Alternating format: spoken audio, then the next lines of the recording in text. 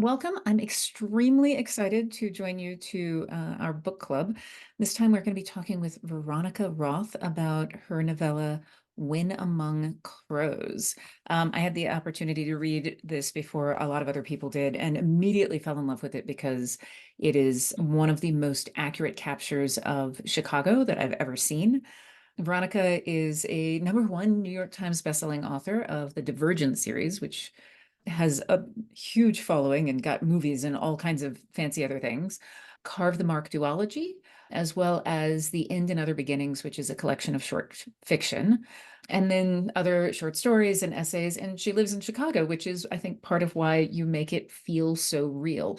It's one of those great things where you're digging into like Slavic folklore, but also just, life in Chicago and having to deal with transit and streetlights and stank.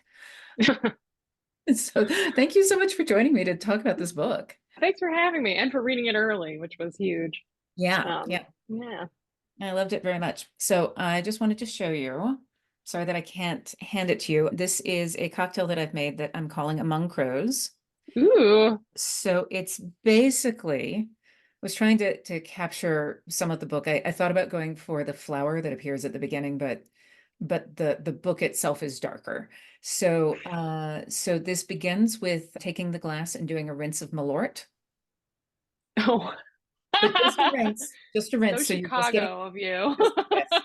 I did use Besk, which is the Malort um, reimagining. So it's slightly Doesn't less aggressive. doesn't taste Um, like tire water. does not taste, but that is so quintessentially Chicago. But it's just a rinse of that. And then basically from there, it's a black Manhattan. So 2 ounces of bourbon and then an ounce of Averna, which gives it this nice deep color, a cherry, and then a sprinkle of salt. Wow, that sounds delicious. And now It, I wish I had a cocktail, but I um, didn't think ahead. sorry, I should have told you, bring a cocktail. Okay. Because one of the things that I've been having fun doing for these book clubs is making cocktails for my guests as Wow. such as I can. Very cool. So you live in Chicago and I you do. thought, hey, what happens if I mash up Slavic folklore and Chicago, which makes a lot of sense given the history of Chicago. But was there a moment where the book started to arrive in your head? Yeah, my grandfather, my family's Polish, half of it anyway. So when we moved here, my grandfather was like, "Good. There are lots of Polish people out there outside of Yes. Chicago." That's my best version of his accent anyway. Yeah. But so I think this was always like embedded in me, this idea of Chicago as like a Polish place. Mhm. It apparently has the most Polish people outside of Poland or something. Yeah. So it was really the desire to write urban fantasy that was interesting to me that had never happened to me before. I'm pretty much like a sci-fi person in Mhm. general, or I was before. And then, when I think about like what city I want to live in my mind, it's always Chicago. And Mhm. I had also been playing The Witcher. Oh, And I was like, remember, there's so many interesting creatures in this folklore, and this folklore belongs to you. And that was a new thought for me too, because when you're first generation American and you don't learn the language of your parents, then you feel very detached from those traditions and like you're not allowed to have them, like they're not yours. But you right. also feel weird because your parents Mhm. are, my mother has many fine qualities and many less fine qualities, and they all feel very Slavic to me. Yeah, so I think that kind of like one foot in one world, one foot in the other felt like perfect for this book. Yeah. Yeah, that's definitely a theme that you are playing with in multiple ways as the story progresses. For folks who are watching this on YouTube, I just wanted to let you know that for my Patreon supporters, after we finish this part of the conversation, we're going to go backstage and do all spoilers all the time, but I'm going to try to avoid that for you all. But a big part of what's going on in this story is you have multiple people who are neither of one world or the other, and they're also of both worlds. Was that a plan to have them? I say multiple people. I feel like all of them are that way to some degree or another. Was that part of the thinking when you started, like when you started building the book, or was that a thing that you began to discover as you were writing it? I think it was a discovery. I think the character of Allah, she's like the cursed woman that the main character encounters throughout the story, or at the beginning of the story. I think she felt like an expression of something for me because she grows up in America, she grows up in Chicago, she doesn't speak Polish, and then she has to like deal with this Polish man, right? So it's a little bit like running into the parts of yourself that you feel don't belong. So I Yeah. think it came out that way, and then it just questions of belonging started to like leak into the rest of the draft as they sometimes do. So I think I did a big rewrite, like I wrote a rough draft and then a fully new second Oh, draft because that's what I do. yeah. And it's great. I don't recommend it as a strategy. No, you're not um, the only writer that I know that does that, and I have not done it on everything that I've written, but I have definitely done it. yep. It's amazing how it feels frustrating, but also fixes things at the same time. Yeah. But yeah, I think in the second draft, the identity questions were a lot stronger, which was great Yeah. because yeah. Yeah. How much of the very opening where we begin by looking for this flower, and I love the language of that because it has this mythic quality to it while also being pretty grounded. How much of that is from the rewrite, or did you know that's the scene you wanted to start with when you started writing it? I started a scene earlier. I Oh, ended up releasing this beginning in my newsletter at some point, but he basically it starts with him trying to get this flower, and in order to get it, they have to like rip his chest open, and it's really bloody and gross, which is one of my favorite things. But in the scene preceding it, he goes to get a blessing from a sacred fire. Um, and so I wrote that scene first because I thought there was something special about this random human person showing up at like a bunch of creatures in the woods to get a blessing. But then it just wasn't like where it needed to start. So yeah. yeah, so I went with the chest ripping instead, which I Right. feel sets you up for what you're Yeah. gonna get. Yeah. No, there were all of those promises were fulfilled. Yeah. And it is interesting. One of the things that I particularly enjoyed about it was how really brutal it is. Like you are not, the pain is quite visceral, but also that there is a beauty to it, Well, which is, thanks. yeah, which I think has to do with the way he is perceiving it, that he's understanding on some level that he's making an intentional sacrifice, that there are reasons that he's doing this. And it may just also be saying more about me than it is about the book, but I thought it was beautiful. No, me too though. I used to watch surgeries. I Hmm. don't know what's wrong with me. Yeah, when I was a kid, I was like, oh, this is fascinating. Especially there were a lot of plastic surgery correction shows when I was Oh, watching wow. Yeah. TV Yeah. as a youth. And I think those were really fascinating to me. So I could just have a high tolerance of gruesomeness, and maybe you do too. I was planning on being a veterinarian and will still Huh? watch veterinary surgeries on Instagram. So, Oh, that's interesting. oh, they're fascinating. Yeah. Yeah. How many things you can actually repair. Yeah. I Yeah. mean, surgery is amazing that way. I can't believe that we can cut people open and be like, Yep. Look, we're going to take your part and make you better by making you bleed and hurt a lot. It's yeah, amazing. and the first time I learned this is so off topic, but the first time I learned what a C-section was, like when they take all your organs out and like put them on top of you and then they like put them back in, I was like, I don't know, that's too Yeah. much. Yeah. God Uh, bless. related off topic, I write a lot of space books. Surgery in microgravity is a really bad idea because of many things, but the biggest is that without gravity, your organs will just float out of you. Great. And Isn't your that blood, fantastic? right? I Yeah. mean, And the blood, like you need it to drain, and it won't drain. There's no plus, while we are being off topic, and one of us will get to use this, maybe both of us, the surface tension on blood is such that in microgravity, it will actually bounce off of a flat object. gross. Isn't I that like so it. gross? I know. I Yeah, can't wait to I haven't found a use for it yet, but someday. you Someday. will. Speaking of things that someday we'll get to use, going back to going back to the thing we're actually talking about, you were talking about that these were stories that you were familiar with that were part of your heritage. But then there's the research process and finding the stories that are not as widely talked about. Did you have a favorite? Did you run across any of those when you were working on this? Like, oh, I didn't know that story. Well, the only one I knew about was about Koschei the Deathless, which isn't Right. really in When Among Crows. I did find a way to insert it into my first adult book, which is called Chosen Ones, which really has nothing to do with Slavic fantasies. I don't know why I made it in there, but um, Baba Yaga is the person I've decided killed Koschei the Deathless in When Among Crows. And so that was the only story I knew. Everything else was relatively new.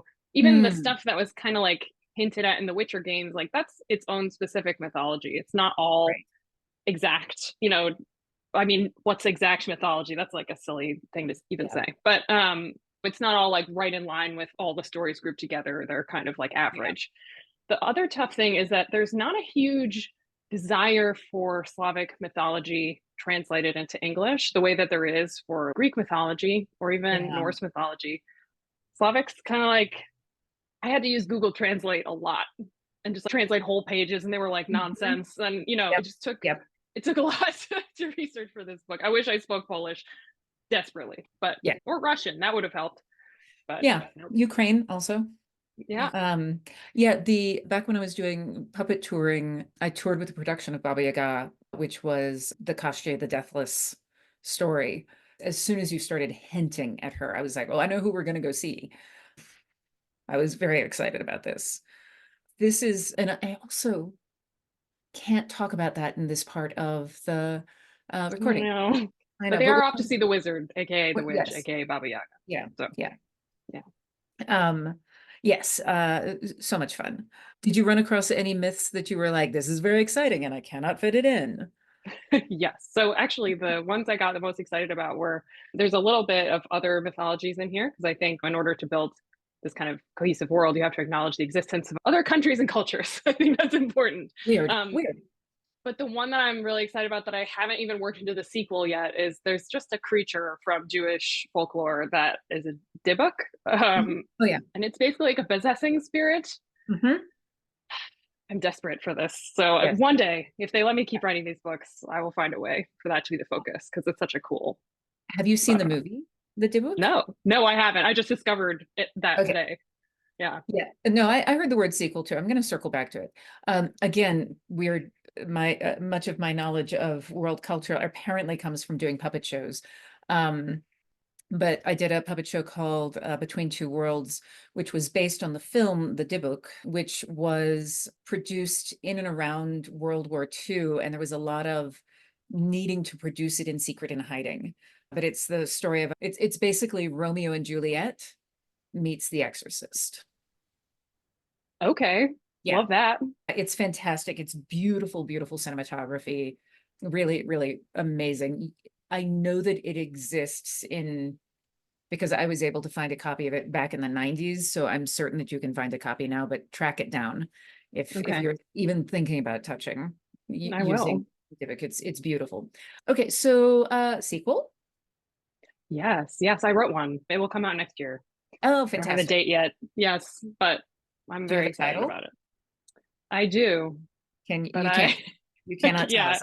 I see I, that face and I understand I it. know. Like That's soon, okay. I hope. I don't know. Yeah. It's I get how that goes. I could probably tell the spoiler jet. Just saying. Okay. Yeah, we can do that in spoiler bin. Okay, Spoiler hold on land. a second. Don't mind me. Just wiping down my camera. There it is. It's fine. I have definitely been there. Usually it's like a stray piece of cat hair for me, but Yeah, that might be it. do you always write books twice? You know what? I have kind of realized that yes, I think I don't always erase the whole thing and start Right. over, but by the end, it's like rehabbing an old house. I've redone every part of it, even if I didn't mean to. I write very fast, and I think that's why. Because the rough draft is basically like an outline. It's just Mm-mm. although there is an outline, so I don't know. It's like I can't force myself to slow down, so I just like chew on the ideas by writing them. Yeah, yeah. Yeah, which is why I don't recommend it because it's like horribly inefficient. But that is the way that I work. So I mean, my feeling is that we that kind of chewing on it and revisiting things happens for everybody. It just happens at different points in the process. So some people go through that process in all of the pre-writing stuff. Yeah. And some people, it is like Nancy Kress, who has won so many Nebulas and Hugos. Her regular process, what she does is she does not plot her novels at all. She free writes it. And then at the end of it, she understands what the story is about and she completely discards the first draft and writes a second draft from scratch. And I'm just like, Wow. that would break me. Yeah, no. I also learned recently that John Scalzi does not revise. Just doesn't revise. It Uh, just comes out the way he means it yeah, to. that is a sometimes because I have read, Oh yeah, okay. yeah. That's He that's said a it very strongly on a panel I yeah, was on, and I was like, no way, man. But no, he is exaggerating. I think that it is true that he does not do revisions the way other people do revisions for the most mm, part. But I have seen the hello, I've just finished writing this and the published version, and there's definitely revision that happens. okay, well that's comforting because I was like, if you just think of something and then write it down and you're like, yep, that's about how I meant Yep. it, then I don't know what to do. I should just lay down and let No, the wolves take me. yeah. The other thing that he does not say when he says I don't revise is the number of times that he has started writing a novel and thrown 30,000 words away and then started again. Oh, well, come on. I mean, We've all been there. yeah, yeah. I'm like, that's revision. Yeah, that's what we call it. Mm, Yeah, yeah. mm. I'm like, love him dearly. And also, but he is what I would call a binge writer, which is that when it's time for him to write, he sits down and does nothing except that writing. So I think he's able to hold more of the story that he's holding in his head is not getting interrupted by other things that are happening. Mm. And What it about you? depends. Like when I'm writing short fiction, sometimes I get lucky and I will just like cough out a short story. I'm like, oh, surprise. And I don't have to do any revision aside from the spell check and maybe a little clarifying of, well, that's a little confusing. And novels, it ranges from heavily outlined and it comes out the way I intended it to come out to discovery writing and needing to do a ton of revision and tossing of words. But my process is like most writers, my process is weird. So as I am writing my novels, I have people reading along as I go. I know, I know. I come out of theater. No, I come out of theater. I stay 3 chapters ahead of them. no. But it's the only time that I have the stereotypical author anxiety stuff is when I try to do it without doing that. Because I think coming out of theater, if I don't know how an audience is reacting, I um, see. yeah, we have a saying in puppet theater, the difference between a puppet show and playing with dolls is an audience. That's true. So, Yeah. so give me my audience because I don't need that when I'm doing short fiction, but with the long form, yeah, it helps my brain. Wow. So as a result of that, I can often see, oh, you're heading the wrong way because of the way the readers are reacting. And so that helps keep things more or less on track. And then I need to sometimes, be I need to be alone in a room with my thoughts, not perceived by anyone. And the longer I can keep that room empty, the better. So I yeah, do not let anyone read it until really late. Not even my husband, who's a great early reader, because he just tells yeah. me what he likes and doesn't say anything else. I was writing on the train today back from the airport because I started writing seriously when I was touring puppet theater. So alone in the room with nothing else was not an option. Yeah, The that I times mean, that I you do what get, you got to do. yeah, the times that I get that, it's glorious. But yeah, most of the time I'm like, where is my van? What are the other things that you think about as kind of being essential for writing? I have playlists. When I Hmm. say this, I feel I have to caveat, which is that I don't have cool music taste. So I just make playlists as brainstorming tools. I start to build one before I really know what the book is about. So it's just vibes only. And then, Oh, so I still have one. It's sitting on my Spotify. It's called Post Apocalyptic Road Trip. I don't know what that's going to be, but one day it'll be someday. something. Yeah, it has a strong vibe. Do they have words? The playlist? Yeah, they'll just be like pop. I mean, they're not, I think Avril Lavigne's on the one I'm working on right now. So That one's, I don't know why I'm living in the aughts in that playlist, but Paramore and Avril Lavigne. Yeah. Um, but yeah, so it's just vibes, and then I'll use it to go on walks. Like I listen to the playlist and I start envisioning the scenes that are going to go in the book, and then I keep listening to them. And so that's why it can have words, because I've listened to them so many times by the time I actually write that it's white noise. Got So it. yes, Yeah. yeah, the playlist and the walks, those are essential. Yeah. Yeah. I second you on walks. So important. This book was born on walks. Yeah, it's we have a class that we teach on the writing excuses cruise. We teach to family members, and it's called "So You Have a Writer in the Family." And it includes things like, now it is important with your writer to make sure that you take them out on walkies on a regular basis. Or they'll get restless. They will get restless. They might And start zoomies. killing things and zoomies. Yes, you don't want your writer to have zoomies. You want them to be able to settle. Hmm. Love that. Yeah. It's actually disturbing how much dog training actually does work for writing. I'm just gonna FYI. I had an assistant briefly who, she was really good at authors emotionally, and she was like, occasionally I just have to like, I feel like I'm luring you out from under a car with a piece of cheese. And I was like, well, that's right. Like getting me to post on social media sometimes is like, come on, you want this Yeah. cheese? Yep. Yep. Um, yeah, I am not looking forward to my assistants watching this particular part of the interview. But you're also 100% correct. One of the questions we've got that I don't think is a spoiler one were the choices of the particular monsters. Did you pick the monsters to support the storyline, or did you build the storyline around the monsters? That's a really good question. Yeah, I'm trying to remember. Of course, my mind is going blank. Oh, I know. Um, I will stall for you while you think, because the problem with this kind of question is that by the time the book comes out and someone has this kind of conversation, you're at least 2 to 3 years away from when the author had the idea for the story. yes, yeah. So I think the storyline can sort of be supported by a few creatures. So the basic storyline is Demeter needs to find Baba Yaga for reasons that are mysterious and potentially horrible. Who helps him on the way could have been different, I think. And I had like a more central banshee Oh, yeah. creature in the early draft of it, and it just didn't work. It was like too many people to be dealing with. And so I think I really love the Zmora, which is like a nightmare. I think that's Yeah. like how the word translates. So the mythology is it's like a woman who like slips into your room at night, like through your keyhole, and perches on your chest and sucks your life force out of your body and gives you nightmares. And then you wake feeling exhausted. And this was like an explanation for sleep apnea, basically. I think that it literally was.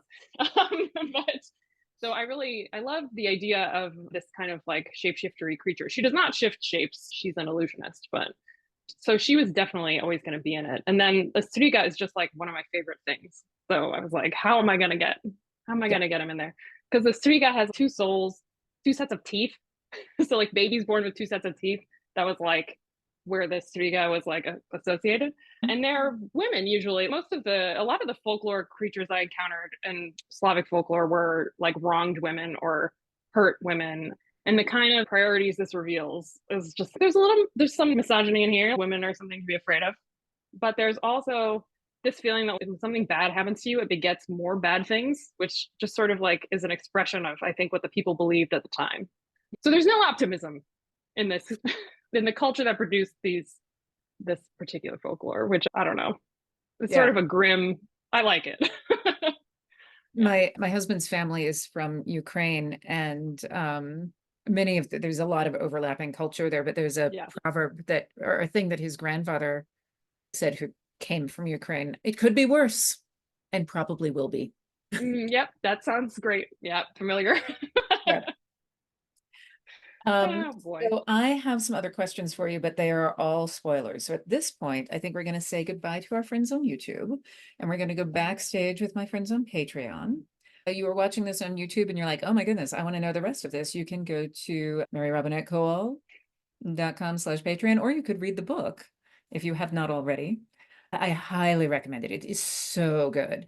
It really was one of those books that I finished and wanted to read again, because there's stuff that's planted early on that has payoffs later. And I'm like, I wanted to go back and see how many other things were planted early that I missed.